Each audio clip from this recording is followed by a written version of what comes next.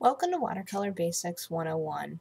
This is episode 2 and a series of techniques on watercolor basics. My name's Amanda Marks and I'm just going to jump right in here. A little bit of a recap of the first episode. I went through some of my brushes that I use and also how to do an even wash with cheap watercolor paint. This particular episode, I'm going to teach you how to do a graded wash. I'm also going to use Crayola paints, just so everyone can see. These are my Crayola watercolors. As you can see, they are well used. And tilt them up here. I haven't added water to them yet, so I can tilt them. I'm going to go through and tilt the camera down here and get started.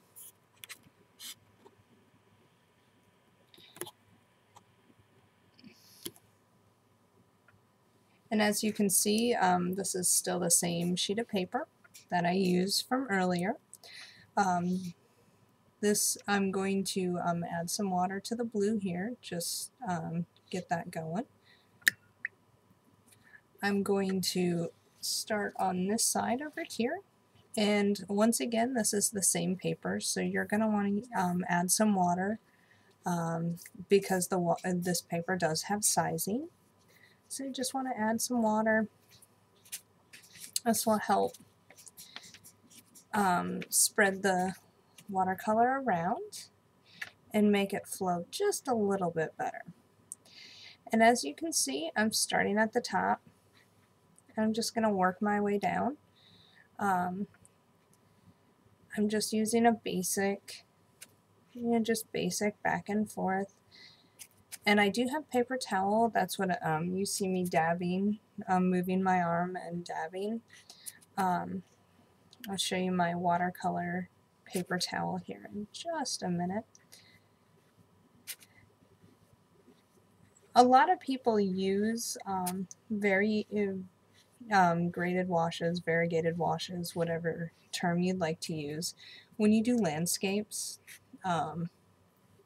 sceneries, backgrounds. It gives a lot of depth to a painting if there's a variegated wash. Sunsets, many artists will use this technique when doing sunsets. And got that a little dark, so I'm just adding some water.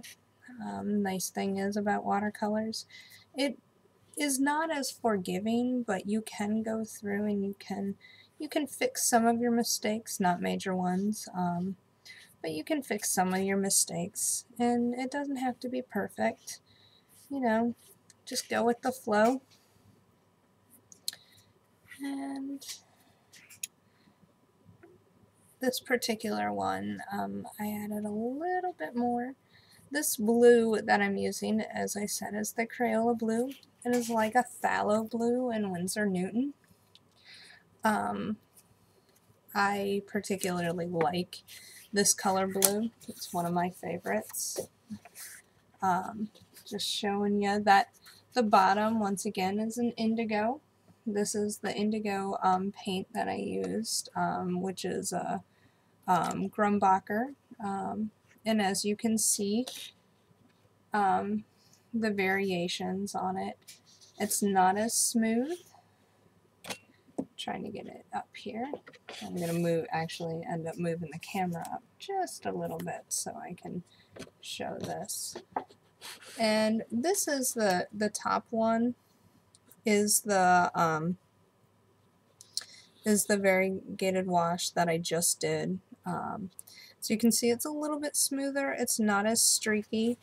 And this particular one is the the even wash that I did from the first episode.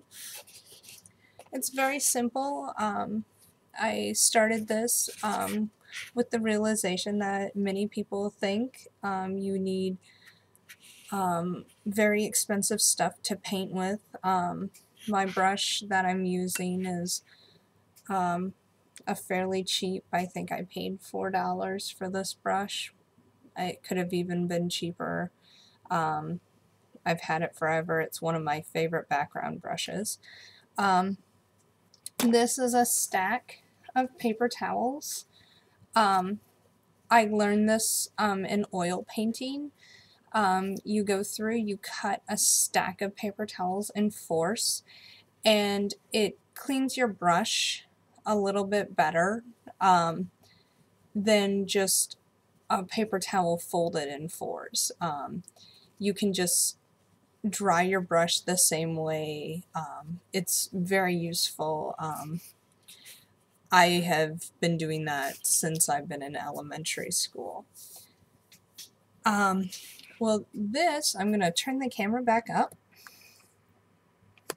This concludes the second segment of Watercolor Basics. Thank you for joining us. If you're interested in more of my artwork, please visit my blog at ajsarts.blogspot.com. My full portfolio is posted on there, as well as what I'm working on.